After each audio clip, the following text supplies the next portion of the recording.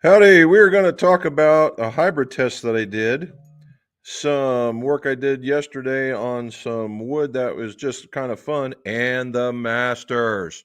Next on What's in My Drawers Golf Talk.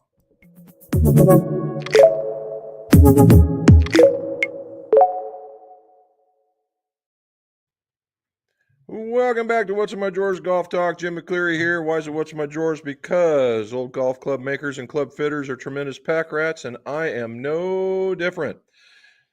On this channel, we're going to talk about golf club repairs, reviews, and fittings, all so your scores can go low. And not to make it sound so strange, it's about what's in my drawers in my golf shop. How about that? All righty, so let's get to going. So this week we had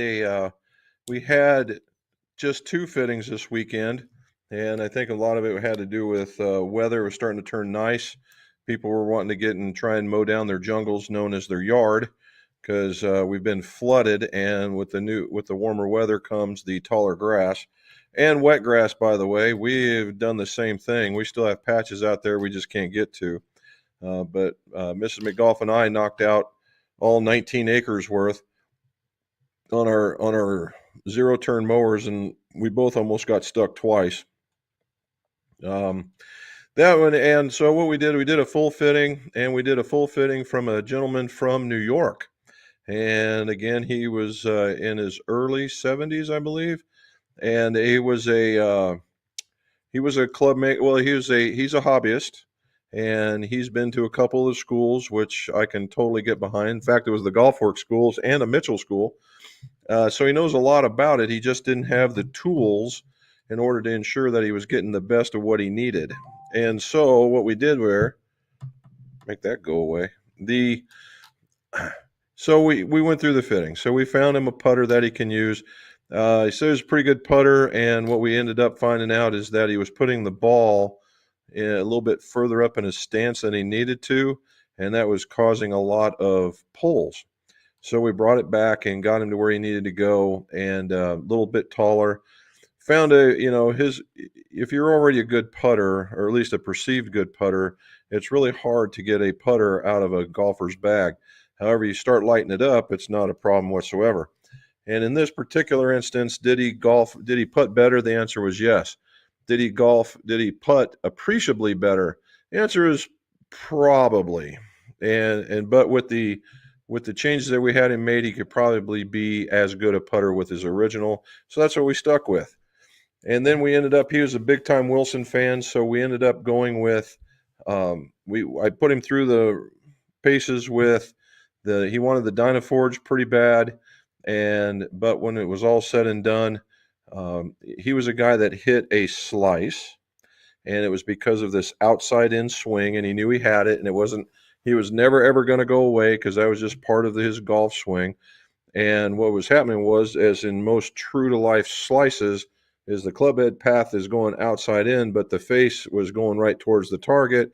What happens is you got this bender that goes to the righty's right. And I said, well, if we could get those hands turning over, you would never see the left hand or the right hand side of the fairway. And so we worked on that. And the key was to relax, but not be slow. And I put my cursor up on the screen. I said, aim at that, but don't move. And once he turned it over and he realized, hey, that didn't feel bad, and he actually hit it much further, that all of a sudden that became the standard. Okay, it became the standard. And all I would just say is just swing through the ball. Just swing through the ball. And because every once in a while he would let one go back. I just say swing through the ball, and he would hit this, what would be perceived as a pull shot, but it was only about a 5-yard pull. But when you're hitting all these fades and slices this way, it feels like a ginormous pull, because it's not something that you're used to. And that's part of the fitting process, right? If you're doing something that you want to get rid of, but it's just second nature, and you go, well, that's just the way I play it, but yet you want to get rid of it, as soon as the fitter gets rid of it for you, now it feels foreign, because it's not what your expectations are up to. I've run into that several times, not every time, but several. And so you really have to be open to that idea. And so we got him through it. But what ended up happening is that we ended up with the Dyna Powers, the regular ones, because a little bit more offset to help him close the club face. and skim along the turf because his miss was just slightly behind the ball. And he could have hit the Dyna Forged or the Dyna Powers, but I would have had to have strengthened the Dyna Forged a little bit in order to get him where his distances where he wanted to be. So we went to the Dyna Powers, and then I put him in a shaft. He was also weight sensitive, we'll call it. We hunted between 40 and 60 gram shafts, and once we got into one, he lit it up. Absolutely lit it up. It was easy to understand which one he liked the best because he would literally say it. Oh, I really like this one. I really like that one. And then the numbers on my screen would show up, and that would be it. And he was hitting some stuff that I guess he hadn't hit in a while, and that's what we went with. And then we ended up the last bit, just to make this long story shorter, went to a wedge, and he said his wedge game was pathetic, and I could see why, because he was still hitting that a crossed shot, even with a wedge, because he was taking a full swing and slowing down. And when you do that, you just go, and then you slow down. That's the death of a wedge shot. All right. You got to just go all the way through it. If you watch the Masters, you didn't see anybody doing that slow down.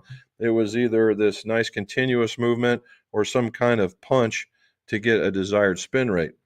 And once I told him not to bring it back as far, it literally took away all the outside in his shot. I'm like, well, there it is. And then he needed something that was a little more energetic. And what I've been finding here lately is that Callaway, that CB wedge, and it's got a truckload of bounce on it. You'll never take a divot with it. And it's just very, very energetic with a very aggressive face. It's been working very, very well. Now, I just recently received some of the Cleveland, what are they called, CBXs. They look to be in the same category. I'm just kind of waiting to see what those are all about. So anyway, I thought, well, I gave him a good prescription. He's going to take it home and go build them.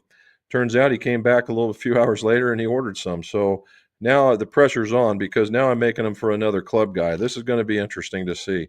I know everything I do is going to get measured. So the pressure is on. All righty. So we did that one. Made a bunch of clubs. I just threw some out the door today on the way in. All righty, so this one, outside of talking about fitting in the Masters, is a little bit more. What did we do in order while we were chasing the Masters a little bit? So Saturday we had a bit of an off day, and Miss McGolf suggested that we go north. Obviously, I said, well, let's go to a distillery. She said no, and he said, well, how about we go see our son? I said, well, okay, fine, if you're going to make me. And we ended up going out to dinner, and we went out to dinner to the High Bank. And High Bank is a distillery. Now, that place right there is not the distillery. It's a branch, or basically a restaurant disguised as a tasting room, or a tasting room disguised as a restaurant. And then they sold bottles of the product out in front. And so that was very nice. I won't go and give you a head blow by blow, but they had what was called a cigar blend, which turned out to be really nice. I didn't think I would like anything that said that on it, but that one was pretty neat. So inside, as you can see, we're watching Mr. McIlroy right there try and keep his pace. At that particular point where we were watching him on Saturday, he was on, was it Friday or Saturday? Anyway, that front end, he was just absolutely on fire. And the back, he kind of just, maintained pace, and he was doing very, very well. Everybody in the room was watching it, and it was hot in there because they hadn't turned off the heater season hasn't been there. So we got and saw that. So we enjoyed our meal. So if any of you guys get into Columbus, I would really recommend High Bank, and their hot honey chicken and biscuits are award winning. So I'd look at those. And don't be afraid of a flight. All righty. So the next day we get up, and it's just about I'm having a day to myself. So what am I doing? I'm doing this. You see I got a laser engraver over there on the side. I like playing around with it just to see what things I can come up with. And I'm starting to, trying to, we won't say decorate, but trying to outfit some of my future man room and the outside there. And so I came up with pars and pores. I think that's a pretty appropriate name for my little area, my layout. And then I started on a bigger model of it, and this was a different one. And what I got a finished product here. Yeah, there it is, finished product, and it's on a barrel head. It's on a barrel head, and the thing's heavy. I bet the thing weighs probably between 20 and 30 pounds. The thing's pretty good. Anyway, there's a much clearer picture of it, and so I'm going to have to finish it and then figure out how to hang it. We did that. So then comes Sunday, and this is where we start talking about the Masters. We talk about the Masters. So we finally, thanks to my dad, that one, we got his TV when he passed, and we were just trying to figure out what day or when are we going to be able to do it. And Robin suggested, well, why don't we just sit outside since it's nice and see if we can't mirror it. And so I go get my Apple TV thing, and next thing you know, we're watching the Masters outside. Bob and Penny were with us. They listened to it for the most part, got to see a handful of holes, and they left just before about hole 16. And it turns out that was probably if you wanted to watch more, that was a good time. And then this one, I just caught that one. That was just a heck of a shot that they were putting up there. I just thought that was pretty cool. And then Robin had to take one of me because I never sat in a chair or anything, and me watching the Masters. So I think this is going to be this might become a regular thing. It might become a regular thing. So there we go. And last but not least, I finished off another project of another set of shelves, and that's what that one looks like. So get to see the puzzle. Robin did the heavy lift on that and putting that together. That is a puzzle of the distillery trail, and then all my accoutrements that are on it right now. Okay, so there's Jim had a good weekend story. Masters. I didn't watch the first two because I was busy. First two rounds. Second two, I got I got to see quite a bit. But I tell you what, if you didn't watch any of it and you just watched the last day, you saw enough, right? That was if anybody turned the channel at the turn, they missed out, because holy cow, there was people making surges, people falling, people making surges, people falling. And we thought, Bob and I were talking, it was like, well, who wants to lose it the least, but then you saw, Rory is going to get all kinds of accolades and stuff, and as he should. What happened was he let his foot off the gas, and when he did, he towed a wedge, and that set him back a little bit, but he recovered like a true champion and turned around and just started getting it back, right? And I believe it was on 17. Hit that stupid hook. That was just awesome, is what that was. And if you watch the commentary on it, he was literally in the same distance the day before and hit a 6-iron in there. And at that time, you can tell the adrenaline was flowing. He hits that 7-iron hook and hit it to the same spot and got some amazing roll. Whenever you watch a tournament and you just see a golfer just get these just crazy good breaks, or instead of hitting and bouncing left or right, it just tends to hit and just starts driving at the hole, or you like, oh my God, look, he hit it too far, and then it rolls back. Just these really weird occurrences. You just know that the tournament's going to go that person's way until Justin Rose shows up and drains that one for birdie at the very end. And you got to give a nod to Justin Rose too. Was it 44 years old, I think? And the dude was playing. I mean, he played a good round of golf. He parred the 18th in sudden death, and he landed it in a spot that was pretty outstanding until Rory got in there and hit it even more outstanding, and then was able to drop the putt. I mean, there was some really good stuff going on there. And then you got to, as we were talking, they're asking me, who do you want to win? I said, well, I really don't have a fan favorite up in here, only because, I like Rory, but just some of his antics in the past have kind of turned me off. But I want him to win because he's in the PGA. And then we had Bryson in there, and there he said, "Well, I kind of like Bryson because he he goes against convention with the big grips, the way he putts, and everybody gives him down the road, but he somehow succeeds. But I didn't like him because he was with Liv. So it was 50-50, but let's face it, Bryson just ran out of gas, right? He basically ran out of gas. I hate to see that for him, but lost his touch. He said greens got faster than he expected, and they were pretty quick. Ludwig Edberg, that guy, I thought certainly he was going to make a push, and he got destroyed on that one. They triple bogeyed there, which was truly unfortunate because he played a craftsman-like round all the way up to that hole, and he was just at a point where you couldn't make a mistake, and he did. And that, he's still learning. What, second place last year, third place this year? I was like, or even fourth place. I mean, you can't. That's pretty damn good golf, really. So anyway, I would say congratulations to Rory. He earned that one. He didn't lose it. He earned that win, and good for him. Right? He hit some pretty heroic shots when he needed to, and recovering some from some pretty bad. So if you wanted to see what golf was in a nutshell, just watch those last 9 holes, and that's golf, right? And on probably one of the premier platforms that you could ever watch golf on. So very awesome. All righty, let's go to make some comments. All the way to the top. Matt's first one in. No rounds for Matt. He was at a soccer tournament. Congrats to Rory. Yep, well earned, well deserved. And I would say, yep.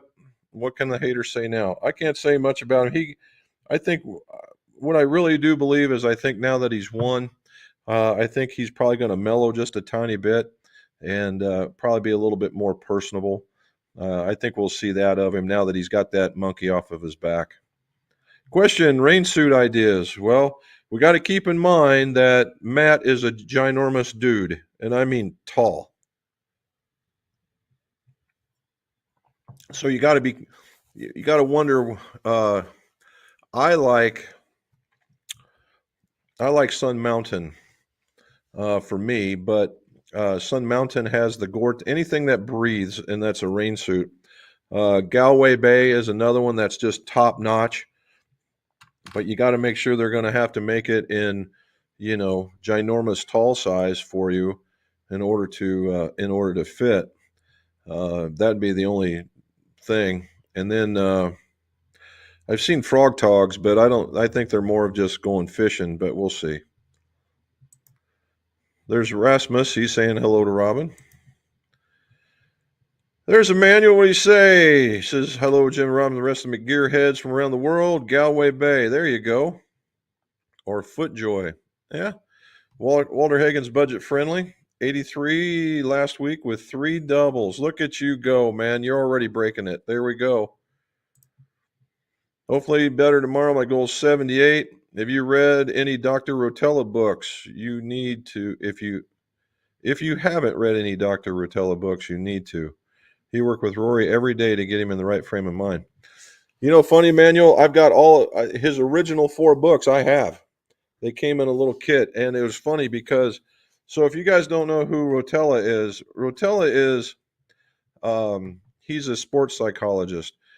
Primarily works in the field of golf, obviously, but I imagine he's got some other sports folks out there. And he wrote some books for golfers on how to deal with getting around the golf course. And he made these books small. They're like that. They're not real big. They're like really teeny weeny paperbacks, and they're only about that thick. So he made it specifically short because he knew the attention span of a golfer wasn't that long. And so it was very direct, this is what we can do, this is what you need to have, chapters that were going on.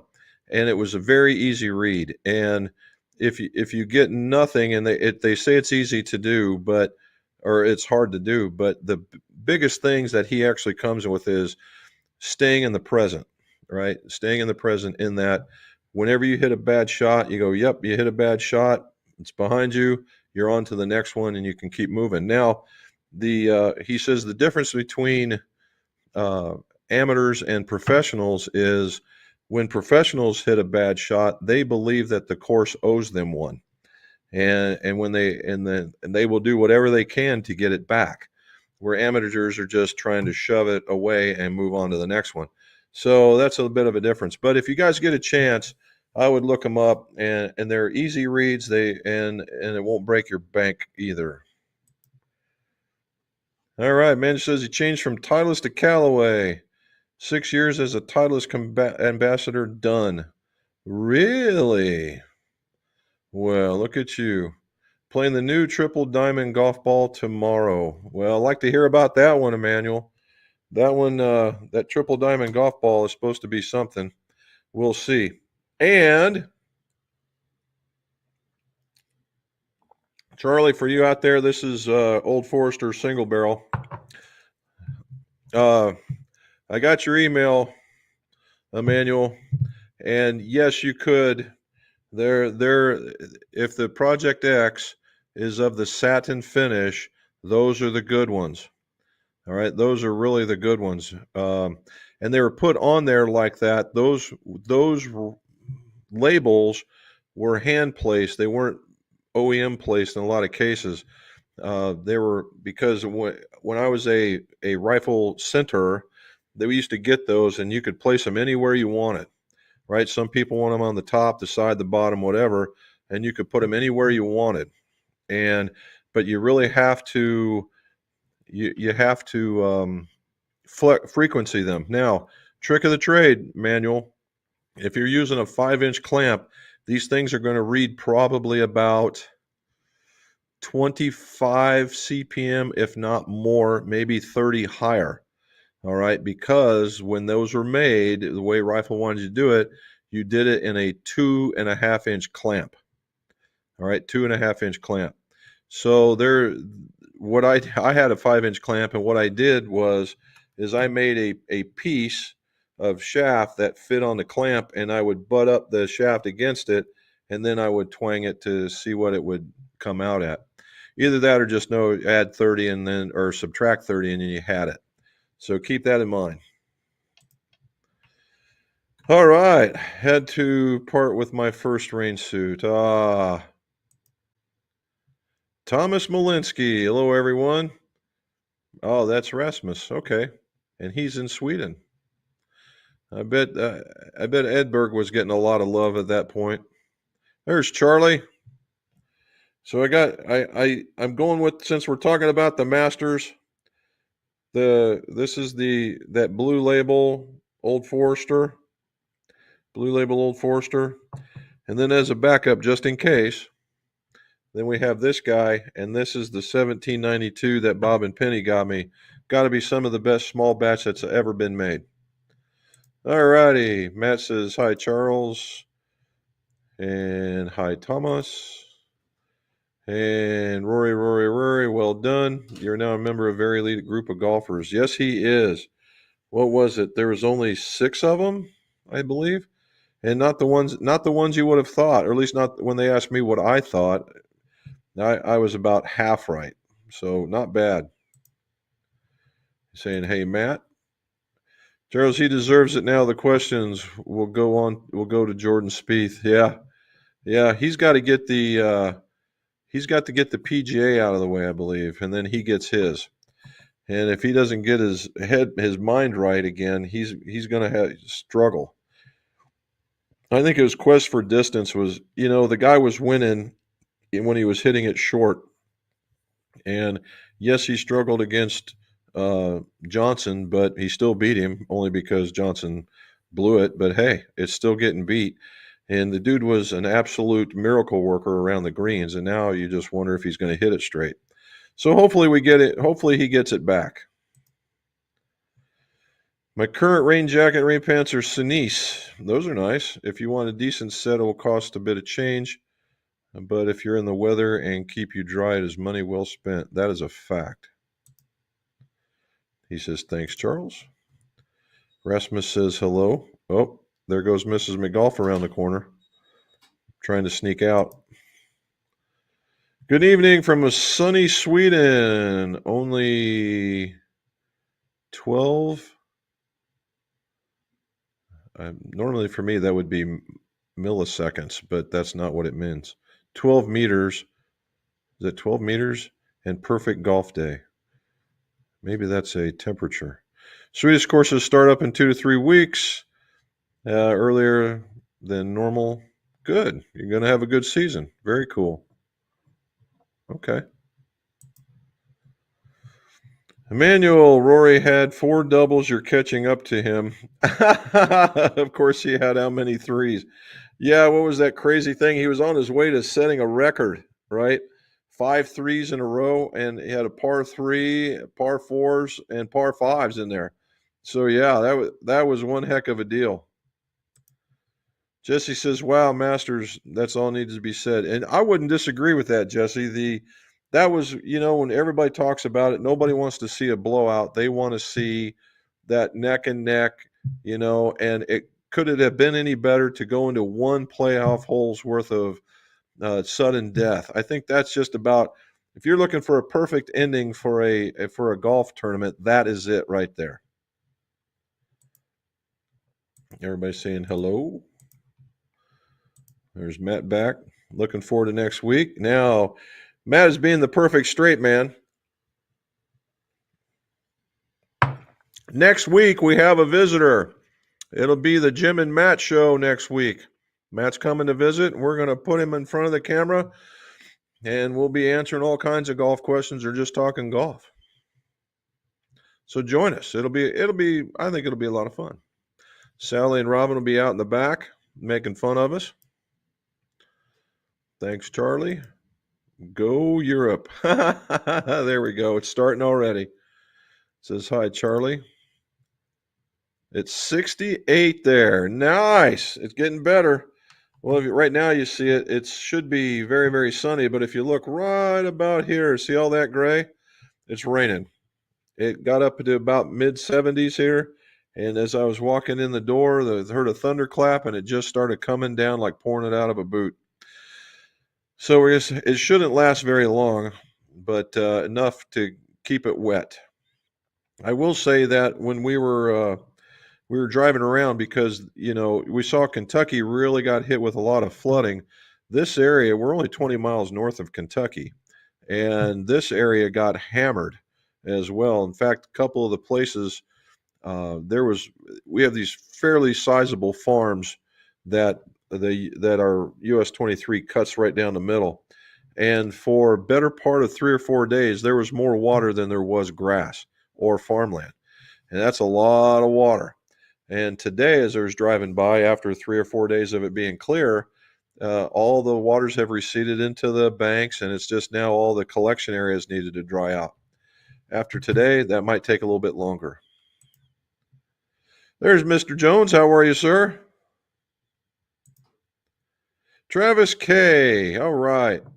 What would you consider the perfect amount of balls to hit in a fitting session? Ooh. Travis, like anything in golf, it depends.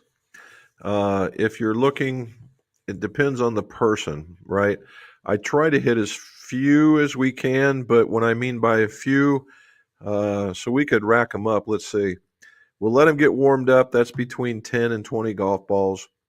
And then what we'll do is we test for length on drivers and irons. So that's 3 balls a piece for 3. So that's 9, 18. So we're at 30. And then depending on how fast we find the irons, we'll hit about 4 or 5 shots per iron and then go back and retest. So we could hit, if we took 4 irons, that's a norm. Sometimes I will go longer. I really concentrate on irons, because they are used more, and I want to make sure that they're taken care of better. And so that's another 20. So we're up to 40 or 50 right there. Then we got to do it with the driver, and that could be another 40 or 50. And then we got wedges. Wedges aren't full swings, but they're a lot of fun. That's kind of what I use as a breakup between the clubs. And we'll hit probably another 15, just because we'll hit some 3/4 shots, some half shots, some quarter shots, some pitch ups. And then after all that, then we'll hit either some fairways or some hybrids, and that's another 10 or 15. So I'm saying around Oh, about 100 to 175 maybe.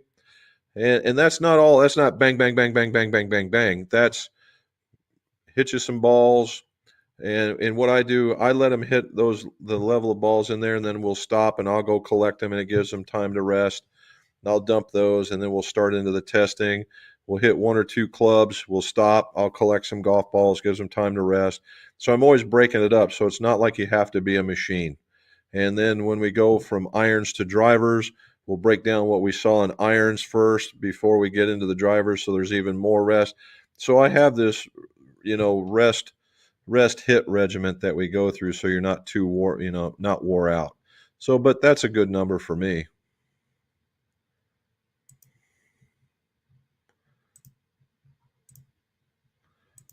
Well, something's not happening here.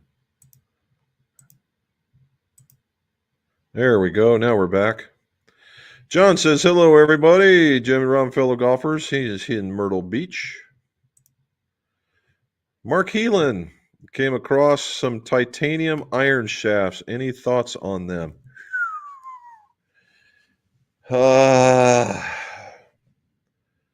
There was a group, their name started with an E, and it's not element, but it might have the word element in it. And they made these titanium golf shafts. And the idea was to be strong but light. And they really, really never took off. Why didn't they take off? Because they were so stiff that hardly anybody could flex them. And the other one was there, some of the guys that, what the idea was is that the aggressive golfer guy could swing as hard as he want, and he could and gain more speed because it was lighter and it would stay with him. Except for an aggressive golfer guy likes a little bit more weight in the club than what the titanium was providing. So it was it was a neat idea, but it was a missed shot as far as what they do. And they were also expensive. So it made a splash and then it disappeared. That's the best way I can tell you about it. So, if you had a choice between those and a nice set of dynamic gold or Dynalite golds, I'd go with the Dynalite golds first. All right, I need to pick up the tree debris before I can mow my lawn. I did wash my work vehicle and my personal car today. Well, there you go. I probably ought to start getting into that. We've got one of those drive-through car washes now, and I used to be adamant about hand washing and polishing and all that other stuff. And we just got kind of busy, and I got kind of lazy, and we just been driving it through. Now I really do need to sit down and give it a McGolf cleaning, but that'll be probably in another couple of weeks when it gets a little bit more warmer and a little less dicey with the weather. Charlie 68 sounds nice. Yes, I bet it does. Rasmus, it feels nice for a change, was beginning to think that Winter didn't want to leave. Well, you know what? He's not too far behind you where that's at. I mean, gee, many Christmas. There's hi, John. Jesse says you are my champion. Funny. All right, Rob wants to know if the kids are coming. We can talk with them, see if they still like that veggie tray. Charlie played last week with the temps around 42 and 18 mile per hour wind. Oh, winds. Okay, meters per. Okay, I got you now. Meters per second. Yeah, I was right the first time. Man, whew. There's Mark. How you doing, bud? No, Sally said just and I. They've got school. Very cool. Hasn't played this weekend's temps in the 30s with rain. Oh, you are absolutely my hero. I don't think I could ever do that. Schlats is in. He's from Ventura County, California. We'll welcome in, bud. Got a question? Ask away. Thumbs up. Anytime, Matt. There we go, Manuel. Hopefully, did you hear what we had to say with the Project X shafts? Those were actually very nice shafts. Very exactly what the creator intended them to be. In fact, True Temper couldn't recreate those. So yeah, you got something on your hands.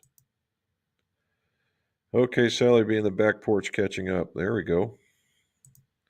Hi, Mark. Slats, did you feel the earthquake in San Diego today? I did not know that they had one. Well, hopefully he's okay.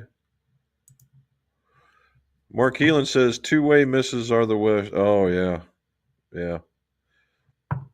And then they had if we're going back, if you watched Bryson, I just, and normally he's got a much better read on things.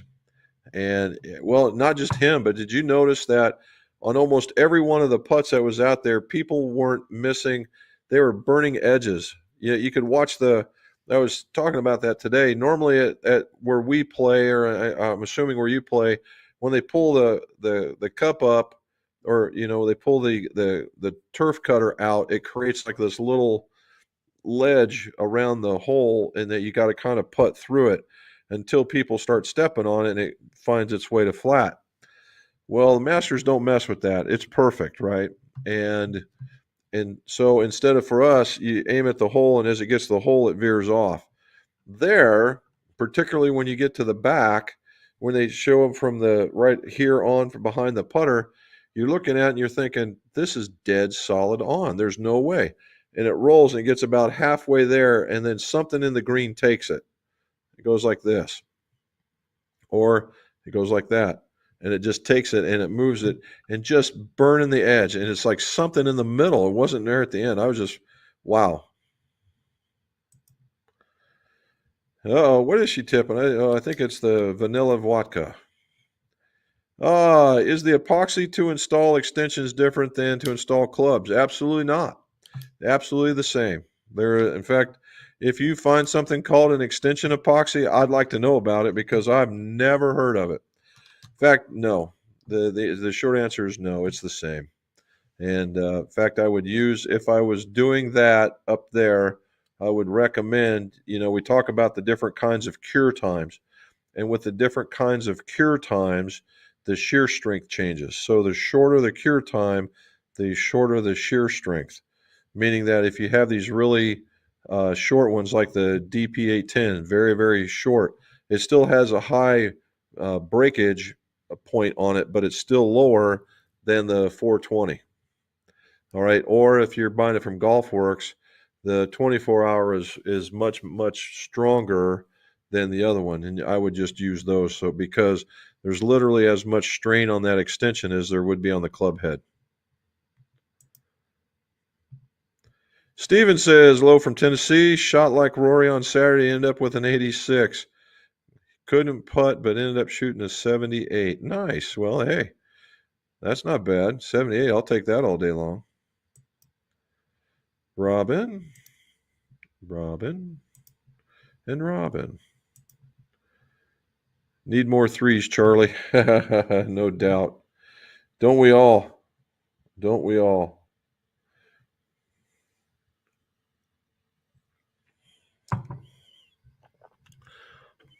That was we still have, the funny part about out here is that we had one golf course closed down, which we didn't think was going to be that harmful. And what it did is it pushed most of the patrons to the next one north of it, which was in the same town. And we thought we'd be okay. Well, at the end of the year, two golf courses announces that they're going to change their turf aspect, and one of them is directly south, which I rarely play at. The other one is at a place called JC's, which I try to play at quite a bit. And if I'm not playing there, I'm playing at Crown Hill. Well, the JC's has a lot of members, and so they're going to be looking for places to go play, which the next closest is outside the VA, which is a par 3, and most of those people aren't going to want to play there. They're going to go to Crown Hill. Now, off to the side, another place, they had a new ownership change, and they had a massive revolt, and they all ended up going to Crown Hill. So Crown Hill is just going to be flooded. It'll be virtually impossible to get a tee time. So now we got to figure out what's another good place to go play golf that you can actually get into. At least around here. That's me crying. There's hello. Manuel, you and me both. Hey, I'm with you. Steven, what goes into putter fittings? Secondly, are they worth it? Yes, I believe that. Well, let's go first. Yes. Uh, yes. The answer is yes. It would be. I believe that they're worth it. If nothing else, you'll come up with at least enough information to know that if you either need a putter or something to pull off. Now, and again, like anything else, it depends, right? If you go in and just like I said, it's about 175 balls, 100 to 175 balls, and this guy goes into fitting, and we say, well, in 30 balls, we're done. Uh, do you really think you got what you were looking for? And so if you go into a putter fitting and you spend 5 minutes and you go, here you go, this is what you need, versus 15 to 30 minutes, then which one was better, right? So what do? As everything else, we try and find the length of the putter and the lie angle of the putter first, because what you have to do is be able to see the line of the putt. All right, and when you're looking down on it, they always tell you, you run you get some sort of thing and you're looking down and you go, oh yeah, there, my eyes are right over the ball. Well, they don't need to be. It's nice if it is, but you can be to the inside a little bit. Over the ball, that's a little taboo area. But inside, as long as you can see the line of the putt, and it becomes evident where how you aim and all these other things, whether or not you're seeing it or not. And then once we find that, then it's how you make the putt. What does the stroke look like? And let's find a putter style that marries up to it. Whether you need something with a toe hang, one with face balance, or even now with the toe up or the zero torque type stuff, and see which one of those work. And then once we find that, then you go to the grip and what kind of grip suits the way that you putt. Okay. Now, while this is all going on, a good putter fitter is looking to see how you move the putter, right? Is you doing like this? You doing like this? Or are you doing like that? All that stuff. Ball placement, is it consistent? Are you grabbing the putter in the same spot every single time? What kind of grip do you have? And for those that you guys that don't do it already, uh, the lion's share of the people that come see me hold the putter like they do their irons. Now, for me, I like this allows too much stuff of this to happen. And when you putt, you're putting with the triangle that goes here to here. And so you need to go from this to that. All right, just opposite from that to that. And then what that does is that makes these things work together and it makes your putt more stable. Now, do you have to do that? No. Could you do this and 10 finger it? Sure could.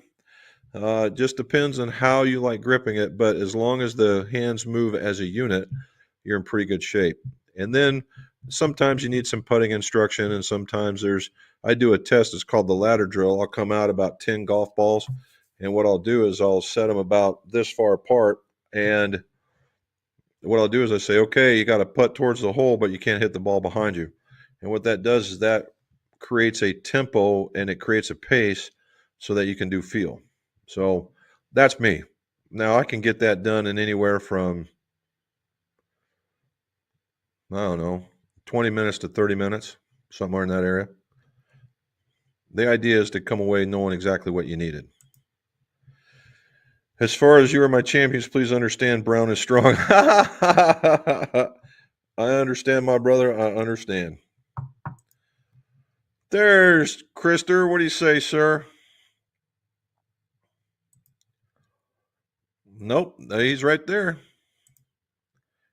There we go. Charlie, vanilla vodka and root beers today. Peter made it on. Hello, Myrtle Beach 77 at the Moreland course. Woo. Myrtle Beach answer to Scotland's golf design. Okay. Well, I like that. Moreland.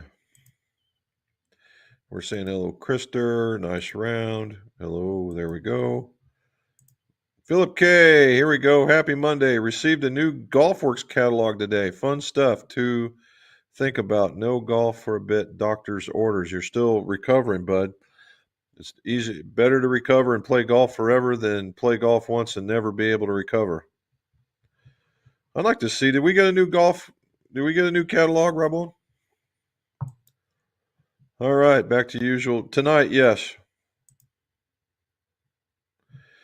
It's because we finished off the, what was it, the pistachio stuff. Hello, Krister, no news in the bag? Oh, no news, yeah. Let's see.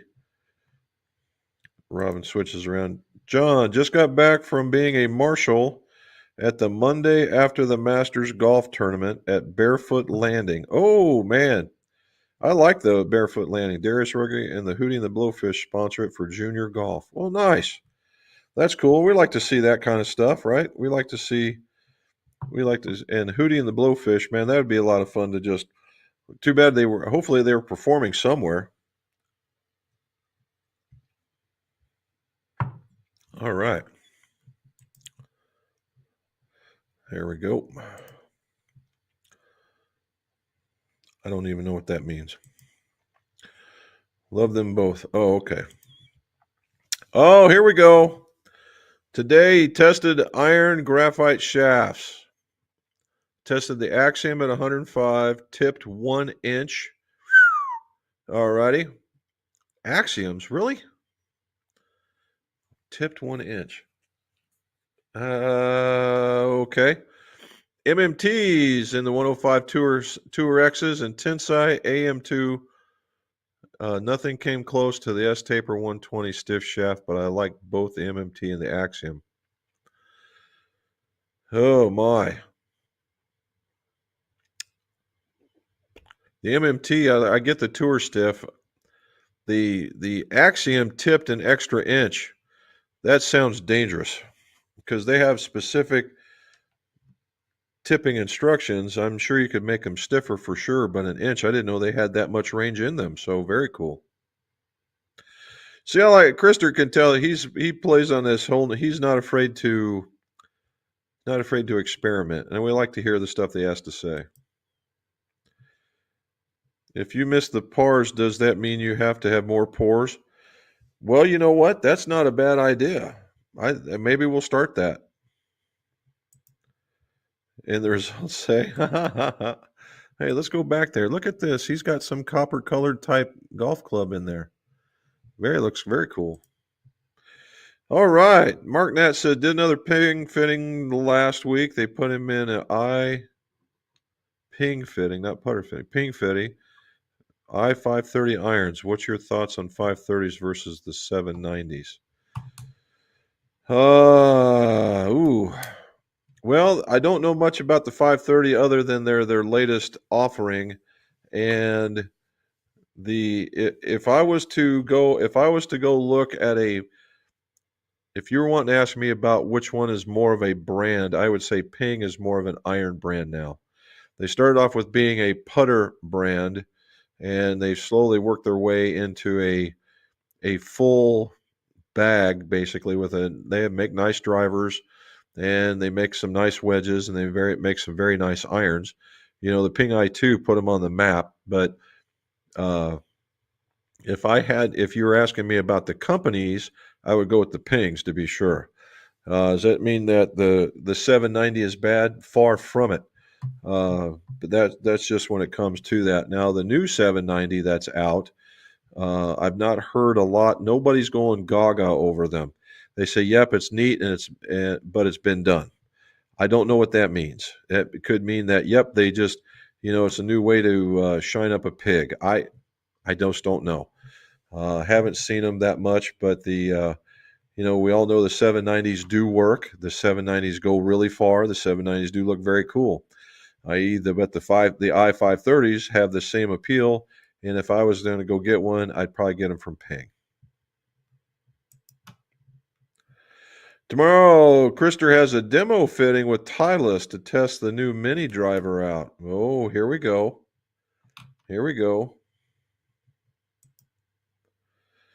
How do you make all those pars with all those pores? That is the question. I normally don't take this stuff onto the course with me. for that very reason. You know, it's funny when I get out there, even drinking beer, I don't like doing it. I end up, I feel sweaty. I don't know what the hell that's all about, but that's it just not my thing.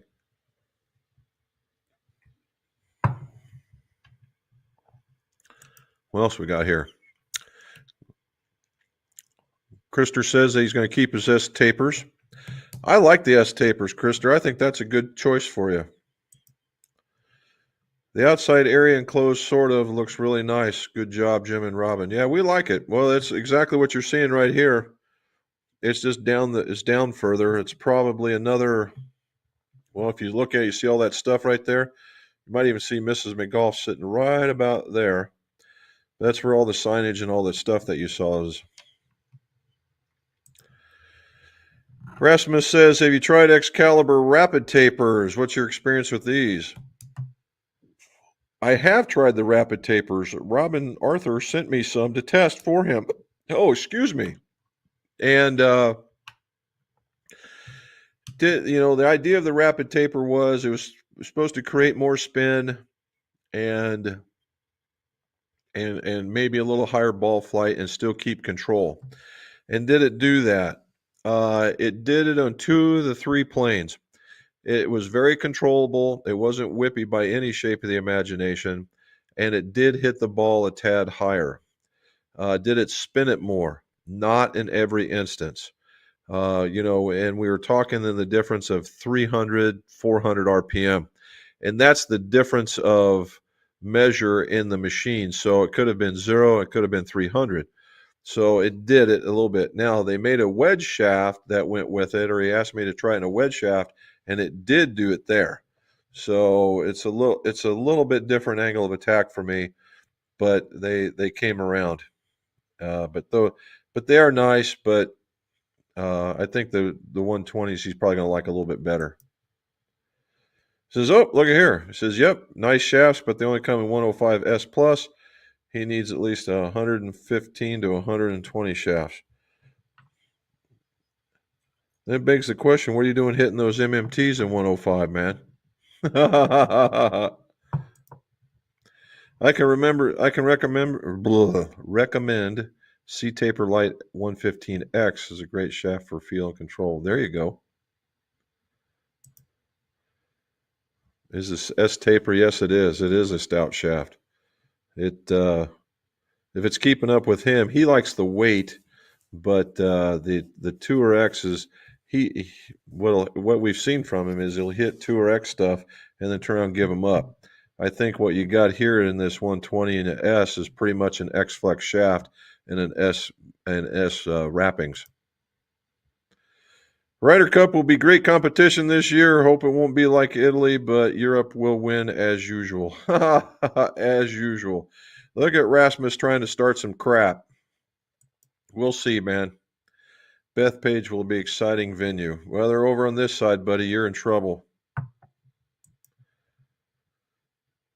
Bartholomew, no, it's not stout at all. It has a great feel, and you can feel the kick. So says he. I'm telling you, Charlie, if you swing it, yes, it's brutal. Not brutal, it's just stout. But the way that he swings it, yes.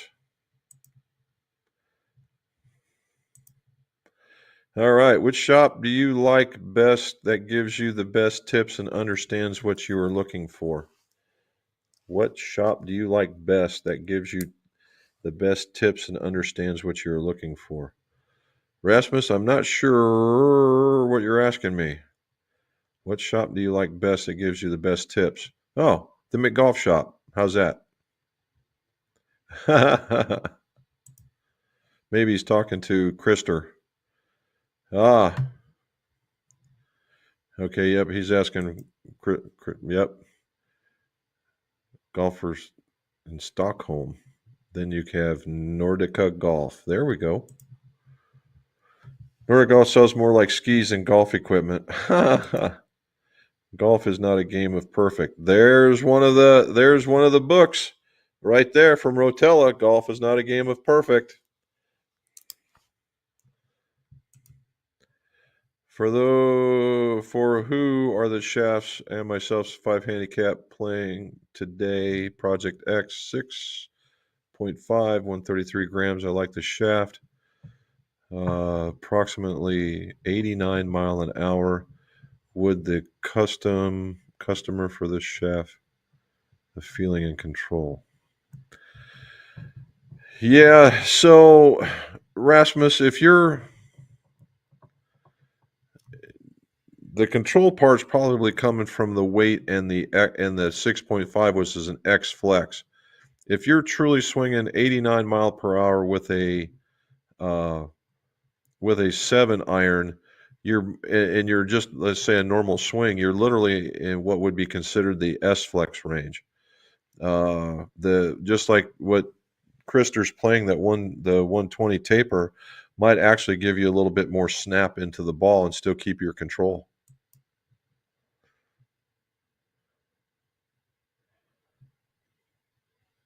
He wants to keep it low and down in the windy places. Well, I wouldn't necessarily think the rapid tapers would do that for you. But if you're wanting to hit a low ball, yeah. Trying to think, if you wanted to hit a low ball, well, don't go with the S tapers, go with the C tapers. And the C tapers will keep the ball down for you. I know they're really good, but they have lots of stuff to test. It is a stout shaft. I tested 6.0s, but they felt like yep, there you go. There you are. And Krister swings a little bit faster than you do, Rasmus, too. So take that into account. There's Paul. What do you say, sir? Second week in a row, Monday Night League postponed due to rain. You got to hate that, man. I'm surprised you can get out there where you're at. Isn't everything all mushy? C taper shafts. Look at that. There you go. We're on the same page. You're trying the Nippon. Yep, the Nippon. Now, in the Shimadas, they're a nice feeling shaft, but bang for buck, I don't think you get what you're going after. I think that's more of a status thing. But if you wanted to lower it down, they just released a 115 shaft, is it a 115? They released another iron shaft. I'm not sure if it's 115 or not. But if you wanted to stay in the low, very stiff, broody kind of thing, there's a 130 gram shaft, which plays probably more like 125, and it's their Modus 130. But it is also very stout. You could start with an S and maybe even an R. It's just that stout. But if you want to go lighter and still keep feel, the 115 plays in that same category. Emmanuel Garcia has a question about a Callaway adapter. We'll ask away, man. It's been 25 years since Tiger completed the Grand Slam, and now Roy is now a member of the group. Well, there you go. It's a long time. Yes, both Modus and Shimano Light have gamed the T1 irons for their season, but the Shimano Light feels soft and whippy. Exactly. Strange. Modus had a strange profile that I didn't like. It depends on which Modus. So the Modus has changed, Krister. The 120 is a little different. The 115, the 125, and the 105s are the ones that are more similar, just different weights. Here we go. Emmanuel bought an Apex hybrid from some kid that broke the shaft, and I went to drill out the shaft inside the adapter, and went down a half an inch and was met with what looked like the bottom of the screw.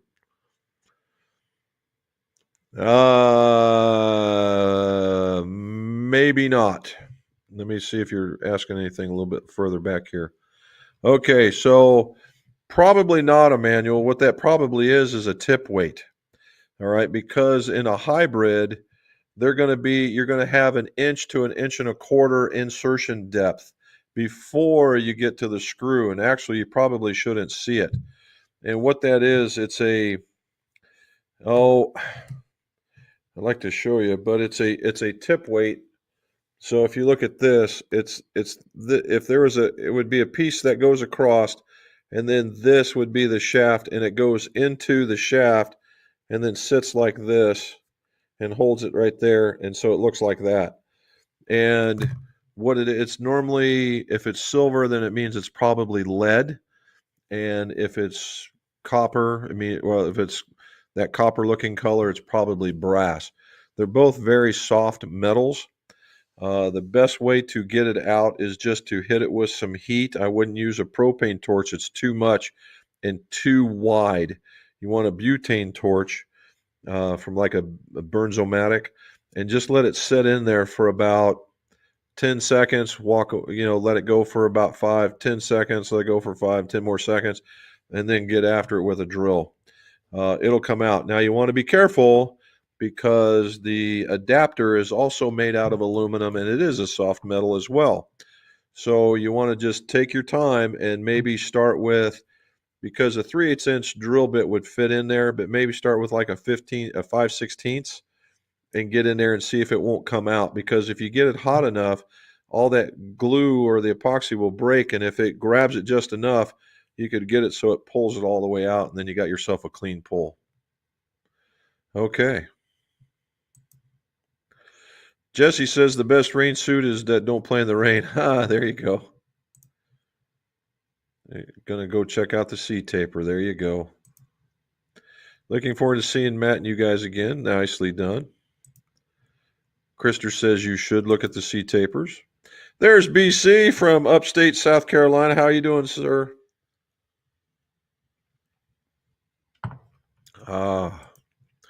Jesse had 84 degrees in Atlanta today. Holy moly. As many as it takes. There you go. That would be a lot of missed golf, no doubt. James Geiger, where would you rate this year's Masters, Rory winning the Slam? I have rated in the second behind Jack at 86. I know Tiger's 97 meant 19, and 19 meant a lot, but these were the top two. You know what? As far as the excitement value goes, I'd have to say certainly well up there. It's going to be memorable, but not only for many reasons. One, he has the lead, loses the lead. He ties the lead, he gets the lead. He comes back. I mean, it was everything that you want, that golf wanted for a dramatic finish or to make it happen. Then to top it all off, Rory plays some just out of sight golf, some just excellent golf in order to win, and then the reward is the career Grand Slam. I mean, who doesn't? That's like a Cinderella ending. I mean, who doesn't like that? They'll be talking about that for generations. Of course, I bet Rory at plus 600 to win before the tournament started. Oh my gosh. I was wondering what was happening there. I couldn't tap anywhere, but now I guess I should be okay. With the sheer entertainment it provided, I have to say it was number one. He also set a few records. There you go. So did we see who was the top amateur? That was because they normally give out a top amateur one too, right? Is that where they give out a top amateur one? Where somebody, no, that's not them. But they give out all these. Have you seen some of the crystal that they give out for like the most? They give out awards for eagles, low score. And this crystal is something else, man. So as a consolation prize, you're walking away with some pretty fancy gear. You are the best and proves how important the wife is. Sadly, I lost mine in September. Jesse, we are sorry to hear that, sir. Ah, okay. It wasn't me, it was you.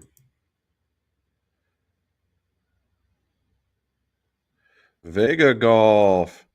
Vega Golf, man, you better be a pure ball striker, Rasmus, because that one has a small center of gravity in it. They're cool looking, I'll give you that, but you better be a ball striker. Here we go. I think they do, but Golferston has more with Sean, Tylus, and Orca. You know, I didn't mind the Orcas. I was one of the few U.S. dealers for Orca over here. Price for comparison, I thought they did very good, but the ones that I like, because they made them left-handed, there was a model all made to its own, and I really like those. I still have them. They're sitting over here. I think the world of those things. They need a little bit of help with the fairway woods. Their woods were pretty much, I would say, they were stock market ones that they put their name on.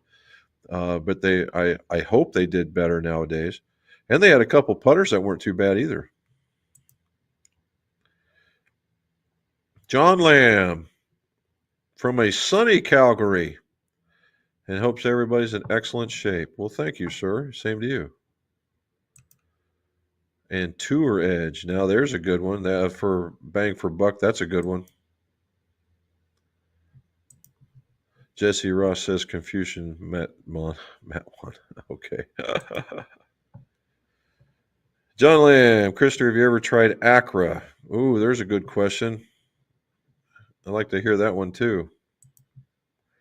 I got to see the Tour Edge stand bag and staff today. They are really sweet. Well, it looks that Mr. Clark is making an impact. That was kind of his thing for a while, so maybe we'll see something better. Had 3 rough rounds at Grand National, Robert Trent Jones, in wet conditions. Any tips on not to chunk it so bad when in wet, soggy turf? Dude, I don't. Well, number one, you know what happens with me is that when I get wet, I'm afraid I'm going to slip out of it even when I'm wearing spikes. And what happens is my lower body does not move. And because my lower body doesn't move, it comes straight down. So one would think if I would know that you would choke up on the club a little bit in order to prevent that from happening. Now, if you're doing that same thing, there you go. But if you're spinning out of it and you're still grabbing it, that's a tough one, bud. You might, for super wet conditions, I'm listening. The rain is coming down in groves right now. Anyway, you might look at ball placement just so you get to the ball before you get to the turf. You're going to hit a lot of low liners, but better that. And really, if the grass is really that soggy, you're going to want to hit low liners, because if it goes up in the air, it's just going to get stuck anyway. Robin, hope the very rude poison ivy is on its rearview mirror. It is. She hasn't complained about it nor itched in a while now. I had an Acura I-Series and a Ping hybrid I bought used earlier this season. Yeah, the I-Series is not for you, Krister. You are more of the Tour Z variety. You would probably like that a lot. The Tour Z is right up your speed, dude. If you ever find somebody, specifically in the driver shaft, you find one of those, I think you're going to like it a lot. Sandvik. That's it. That was the one. That was the titanium shaft. Way to go, Mark. Good job. Best bag is Koger Golf Bag Sweden. Okay. I almost thought it was Kroger. Kroger over here is a grocery store. Didn't like it so much, but I guess they have better iron shafts for stronger players. Yes, they do. TZs, man. TZs. And the way that you like weight, they actually make a 115. They make a 115 TZ, which might be a little bit harsh, actually. But they also make a constant weight shaft, which I think you would thoroughly enjoy. Confucian say man who plays golf in the 30s rain need help. No shit. Hit the thumbs up, guys. I don't think I said that earlier on. If you would, like, subscribe, hit all that stuff. Hopefully you guys saw my video I launched of the Wilson Hybrid. That was the one thing we didn't talk about. Well, my dog Rex, way to get into it, buddy. Voila. Wilson Hybrid. Wilson Hybrid with the Denali. And it is a standard Denali. This happens to be an 80 gram 6.0. And I like the red. The red goes with the red that's sitting right here. It's a good looking club. And it's got a Lampkin 360 on it. It's they call it something else. Yep, Crossline 360. And if you guys remember, I was hitting and I was like, why is this thing not going as far as I think it should? And as it turns out, it was because it was massively weak. Good thing I have a bending machine. I made it right, and all of a sudden it took off, and it can hit the ball very, very well. Now, do I think that all of these are like that? No, I do not. I've seen enough of these throughout when I'm dealing with Wilson. And what I think it is, it's just the left-handed kit because I've had other left-handed stuff, including the irons, just be completely out of whack.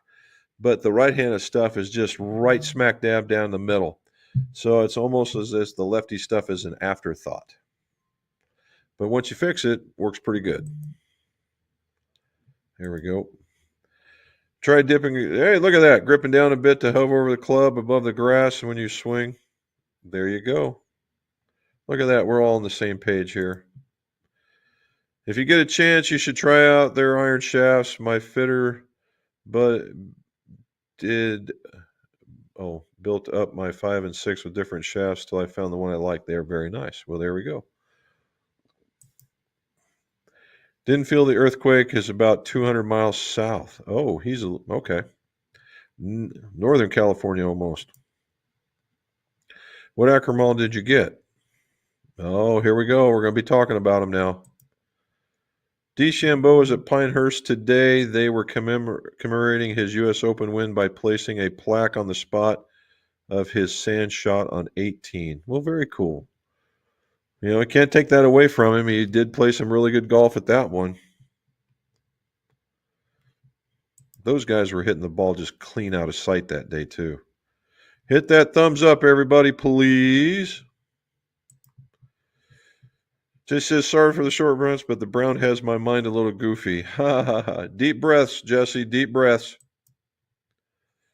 Rasmus, any thoughts on the side saddle putting? Have switched to it and have 4 putts, 18 holes, 29 putts. Oh, 4 per 29 putts. Well, you know what, Rasmus, the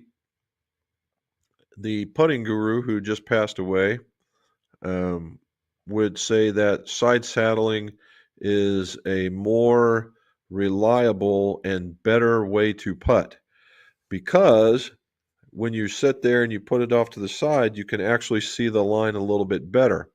And it used to be you could anchor your putter here and you would push out and that's all you would do. And it became a much more reliable putt. Now with the new rules the way they are and no anchoring, you push it out. As long as you can keep your arm tucked and holding it and you get it to where you move it, it still results in the same thing. I've done it a few times. It's really not bad. It's just not as conventional as one would see, and that's probably the reason why it hasn't taken off. If we see Bryson do it and start winning, I guarantee you there'd be other people trying it out as well. Robin says, no, we haven't yet. Greg, best way to go from C5 to D4 swing weight? That's 9 swing weight points, dude. That's 18 grams on the head. The answer would be don't. Here's the reason why. So, Greg, going from C5 to D4 swing weight is normally when I see questions like this, normally what this means to me is somebody's played D4 swing weight in the past and they've done something to their golf clubs and made them lighter. One of many things have changed. Could be that you went to a lighter golf club or a lighter shaft and it made it lighter. It could have been that you went to a much heavier grip and made it lighter. You could have made it shorter and made it lighter. And you're wanting to get back because that was what was familiar to you. I would suggest not trying to get there. All right, because what's going to happen is if you put all that weight in that club to get there, that club is going to play literally almost 2 flexes more flexible than what you wanted. Okay. What I would suggest is adding weight little bit by little bit, depending, and the easiest way to do it is with lead tape. Get that 1/4-inch lead tape and try and put it in a cavity or someplace where it's not as obnoxious, and just add some and add a little bit more and add a little bit more until you get to a feel that you like. I would bet real money as you add up to it that you probably only need to get to Well, that's 5, yeah, 9. You may only need to get up to about a C9 or even a D0 before you see something significant. And that's still a lot of swing weight. In fact, there's a bunch of swing weight, as a matter of fact. But add it little bit by little bit and then do that first, okay? Because there's so much going on with that. And I mean this. Let me get my thing. Okay, we're going to use Wilson as an example. So if you start putting it back here and you just start loading it up, right, and you just leave it right here, what's going to happen is it's going to change. And once you get to about 10 grams, you can move the center of gravity about a quarter of an inch.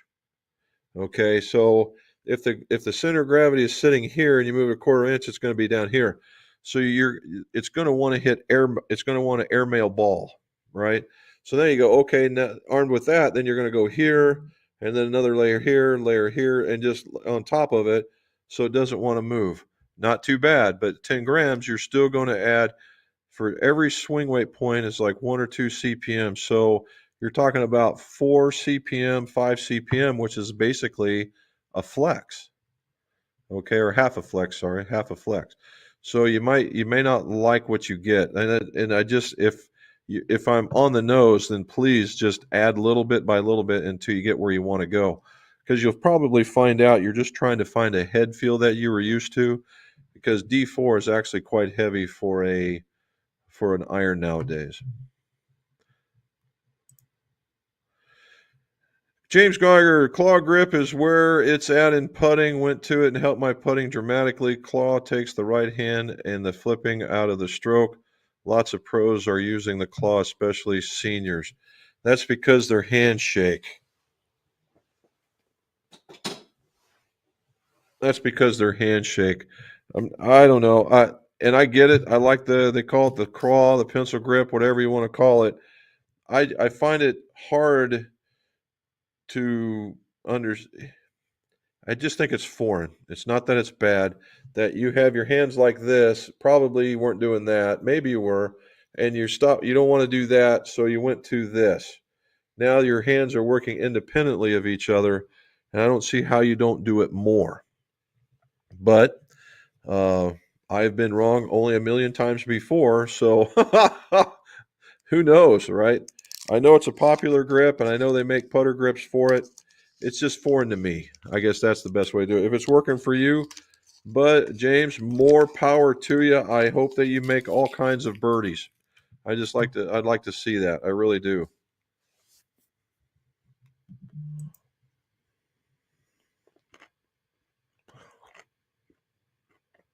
4 less putts per round. I'm down with some side saddle, dude. But again, like the claw, it's just something different. If it works for you, have at it. Now,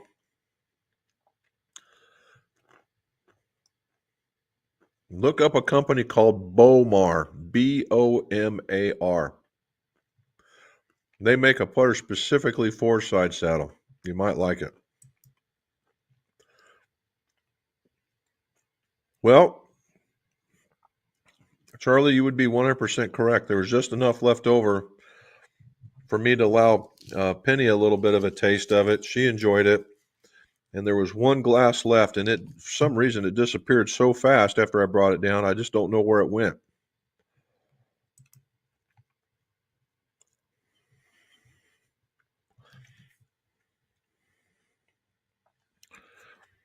A 125 shaft is giving you a C4 swing weight. MMT wise. Are you sure you got the right length? That seems like a pretty drastic number for a 125. Unless these things are, they say something about being counterbalanced or something along that lines in their description. I'd have to look that up. But there's something else is going on, Greg. In order for you to drop 9 swing weight points going from to a 125 shaft, that just something else is happening. It just seems odd. Let's see if I can find it. I don't need that.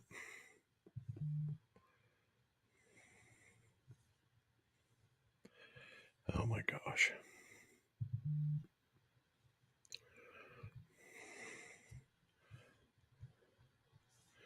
There we go. Let's see if we can find it. See what they say. All righty. So here we go. Yeah.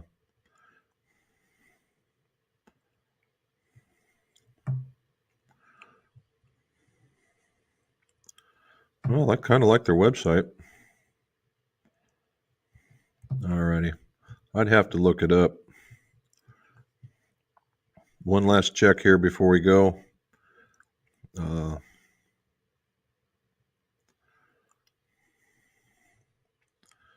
go with that one.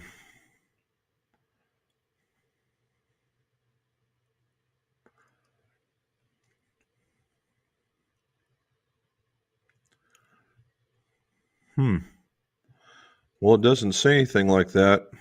I just looked up the taper tips, and the MMT stands for metal mesh technology, and it means it's in the tip section, which means it ought to be flying a little bit. Pardon me. It ought to be a little bit heavier on the end. I don't know. We'd have to see. I'd have to see more, know more about the golf club before I could answer it. And it's specifically if it's in a graphite shaft, you're talking about just adding all kinds of weight to the head, or you're going to put in a super duper light grip. That's pretty much the two ways of going about it. Next time, don't leave the cork out of the bottle. It won't evaporate so fast. No doubt. The KBS Tour Light that came with 770s have a great kick. Yeah, that'd be a nice one. Not a bad feeling. I'd agree. There's RS. What do you say, man? Best about the Masters was watching the members of Rory's home club in County Down go crazy. They actually had a live watch on YouTube. Nice. Sachi purchased the extension adhesive from GolfWorks. Really? Okay. Well, I don't know what would be different about it, but if that's what they want to call it, fine. Just changed from i530s to Mizuno Pros. Look at Jesse go. I end up with the 105 constant weights and the M5 Flex. They work well. I don't have those clubs anymore. They were in Cobras. Don't know if they still make them or not. All right.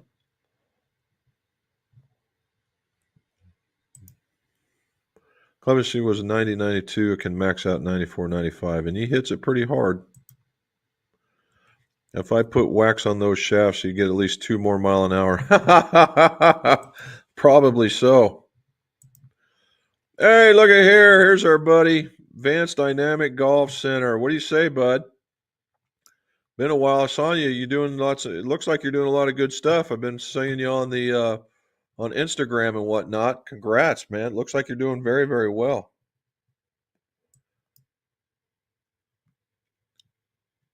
Hello. Oh, yep.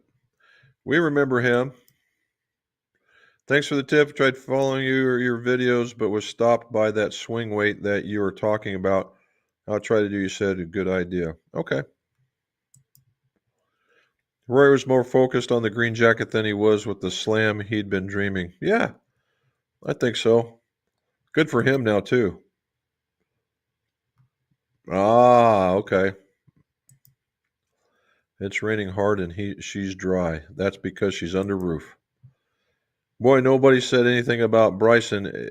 If he was PJ, I believe they would have talked about him more. Probably with all that's going on with that, I don't disagree with that philosophy. You know, and the funny part is that in the end, it was Patrick Reed that actually did a little bit better, and we wouldn't have heard anything from him, but he jarred one from way out for an eagle. That, when you get -2 on a hole, it tends to catapult you pretty good.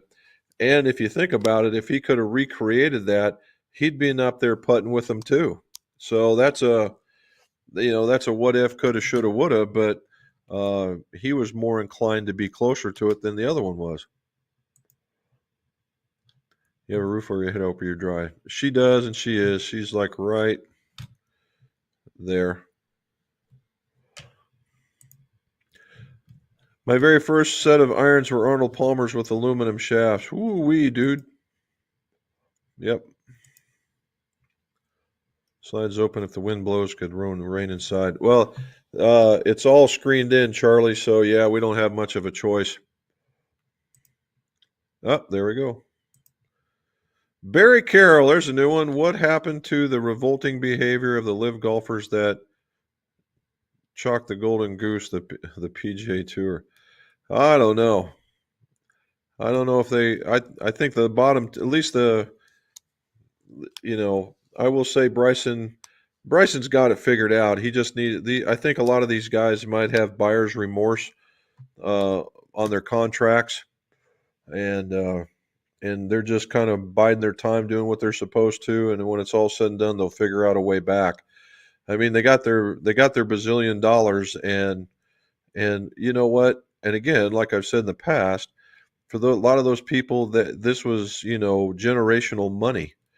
They got money, so their kids won't have to do it. It will live very, very, very, very well, and all for, was it 5 years of your lifetime?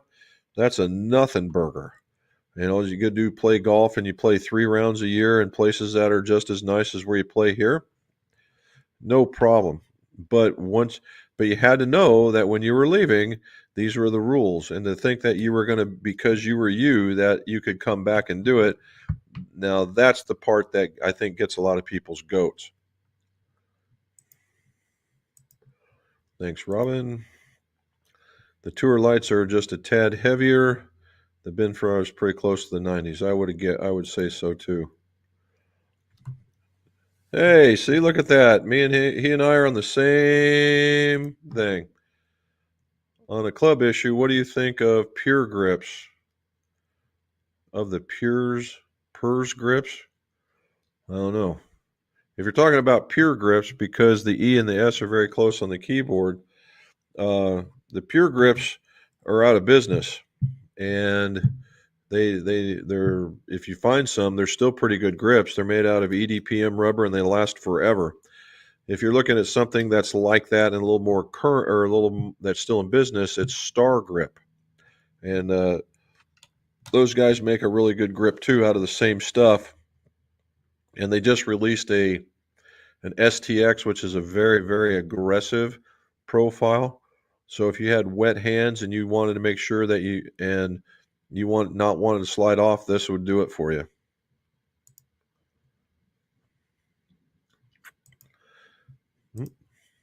Yep, we figured it out. Decafam, what do we got? Thanks for doing this, Hope, as well. You're more than welcome. There's Darla. What do you say, kiddo? I'm lengthening a lab putter to 42 for Martin Chuck. Really? What's your thoughts on the lab putter? Mine is that's a great putter for bad putters. Well, I've got one. It's sitting right there, and I like it. But when you go to 42, you want to be careful, because this thing is based on lie angle, and they are not real friendly for bending. So if you're going to go to 42, now if he was already using one that was a tall putter and he just wanted to make it longer, that'll probably work. But if he had one that was, say, a regular putter and it had a lie angle of, say, 69 or 68, and he wants to go to 42, it's going to be awful. And he might be side saddling like some of these other guys. So be careful of the lie angle. All righty. Greg, was the club weight of the club head? There's a lot going on there. Reed the cheater. Yeah. He doesn't have a lot of love, does he?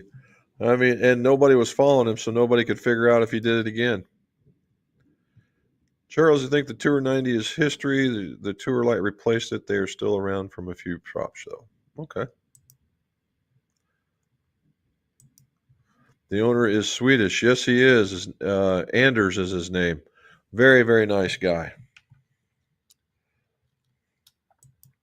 And Robin saying hi to Darla, her bud.